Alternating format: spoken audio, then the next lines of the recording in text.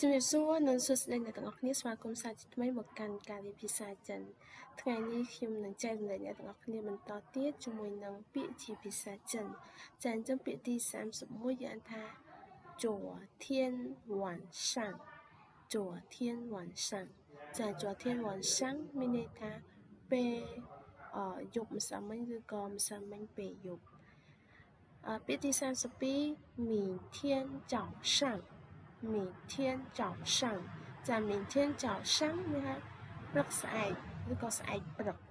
明天មានន័យថាស្អែក早上ពេលព្រឹក新闻新闻新闻ព័ត៌មានពាក្យទី34选选选之日第35久久久有太久太久太久有备ពាក្យទី37外面外面外面ខាងក្រៅពាក្យទី38里面里面里面ខាងក្នុង39上面上面上面ខាងលើពាក្យទី40下面下面ខាងក្រោម第41左边左边左边ខាងឆ្វេង42右边右边右边ខាងស្ដាំពាក្យទី43旁边旁边旁边ក្បែរ第44对面对面对面ទល់មុខពាក្យទី45吵架吵架吵架ឆ្លោះគ្នាពាក្យទី46打架打架打架វាយគ្នាពាក្យទី47参加参加参加ចូលរួមពាក្យទី48责骂责骂责骂ជេរស្ដីបន្ទោស